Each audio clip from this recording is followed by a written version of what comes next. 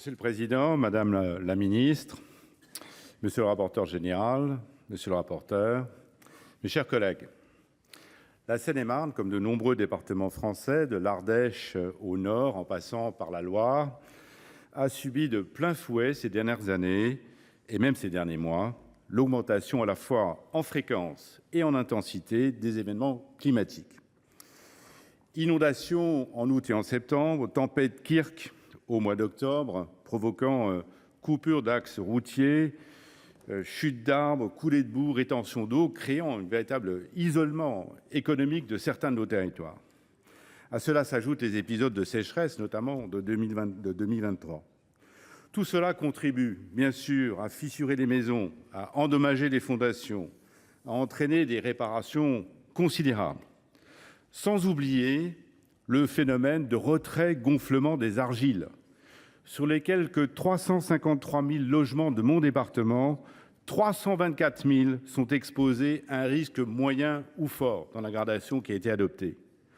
Selon le ministère de la Transition écologique, ce sont près de 48% des sols métropolitains qui présenteraient une exposition forte ou moyenne au retrait-gonflement des argiles, c'est-à-dire la moitié de notre territoire national.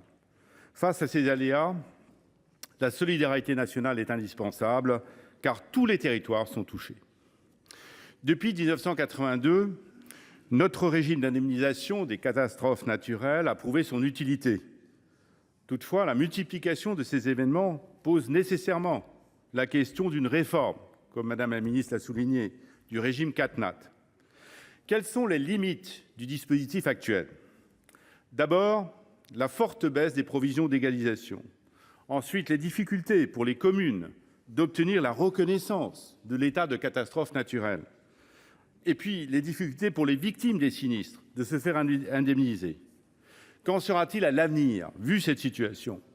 À l'horizon 2050, les projections de la Caisse nationale centrale de réassurance estiment que, tout péril confondu, la sinistralité au titre des périls couverts par le régime CatNat augmentera de 40% à l'horizon 2050, soit 811 millions d'euros par an. Comment permettre à un système déjà fragilisé d'absorber, de prévenir les dommages actuels et ceux de demain, qui assurément se produiront ? Cette proposition de loi de notre collègue Christine Lavarde, dont je salue l'excellent travail, signée par de nombreux sénateurs, constitue une première étape pour résoudre le problème. Elle s'inscrit dans l'actualité. Nous connaissons en ce moment de terribles inondations. Je voudrais dire la solidarité de notre groupe avec les victimes et les forces de sécurité. Mais elles vont se produire à l'avenir de plus en plus. La prise de conscience doit être générale.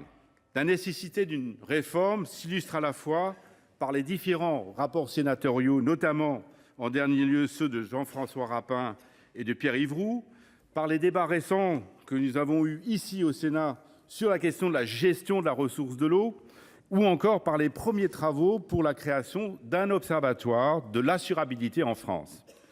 Sans oublier le fonds Barnier qui, depuis 1995, participe de la prévention des risques majeurs.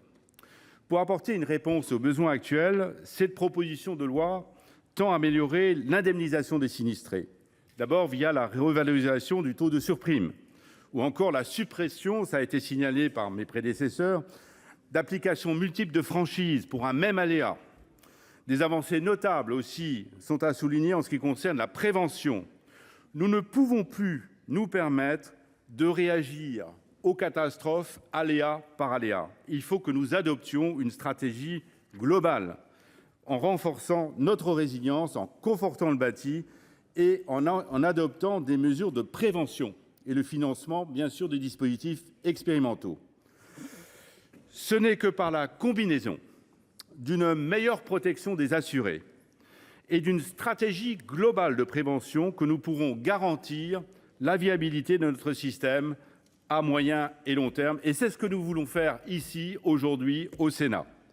Nos territoires étant particulièrement touchés par toutes ces catastrophes naturelles, le groupe Les Indépendants votera bien sûr cette proposition de loi. Merci.